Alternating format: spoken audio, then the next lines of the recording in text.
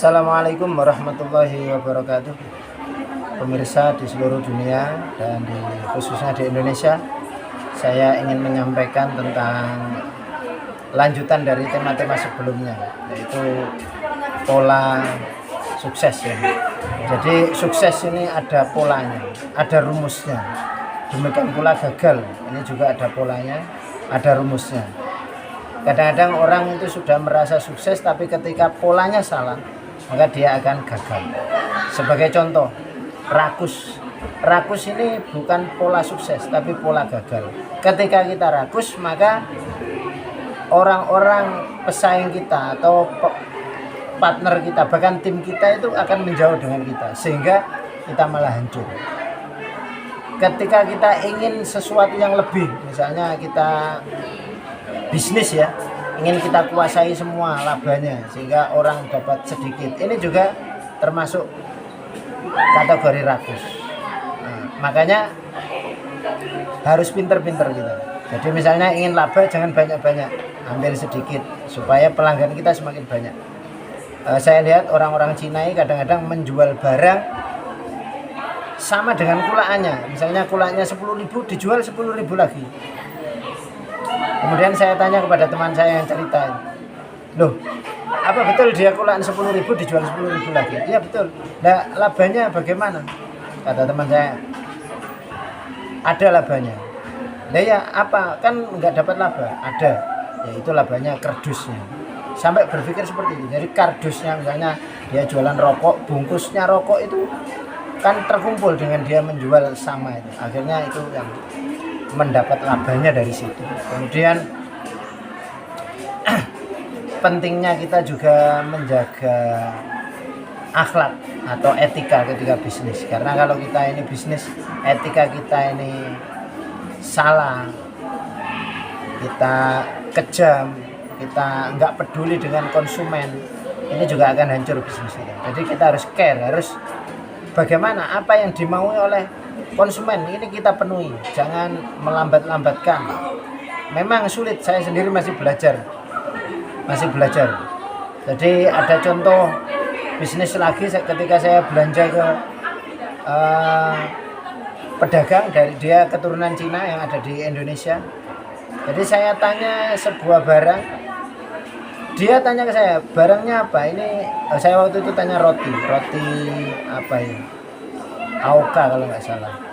Dia tanya, ini roti kering atau roti basah? Saya jawab roti kering. Ternyata itu roti basah. Saya waktu itu saya kurang bisa memahami apa bedanya basah sama kering.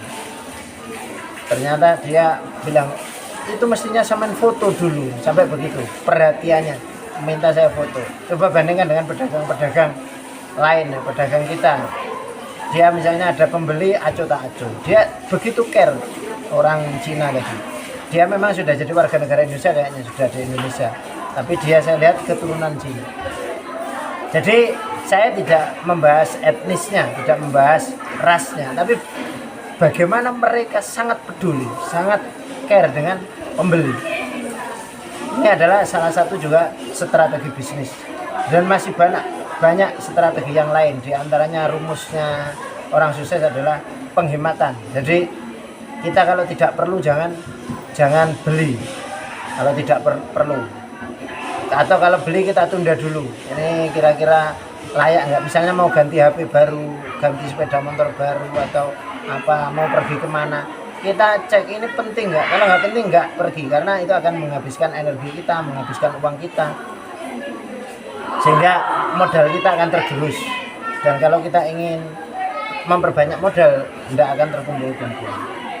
Kemudian strategi pola sukses lagi ada satu tambahan terakhir, yaitu sebagaimana yang dilakukan oleh seorang sahabat. Seorang sahabat ini adalah yang pada hidup zaman Nabi Muhammad SAW, namanya kalau nggak salah Utsman bin Affan ya. Jadi Utsman bin Affan ini membeli sumur dari orang Yahudi, kemudian dari sumur ini disedekahkan kepada orang Islam.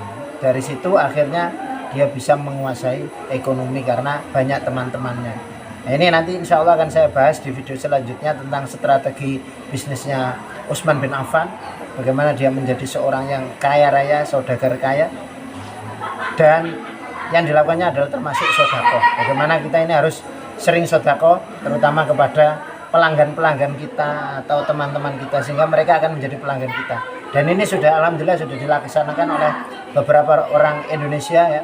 Mereka memberi hadiah lebaran atau namanya bonus atau apa ini, pokoknya semacam hadiah lah, bingkisan setiap lebaran. Jadi parcel atau apa begitu, parcelnya apa jenis hadiahnya, bonusnya biasanya diberikan sebelum lebaran Ramadan biasanya. Ada yang berupa baju, ada yang berupa jajan, namanya parcel ya, parcel lebaran.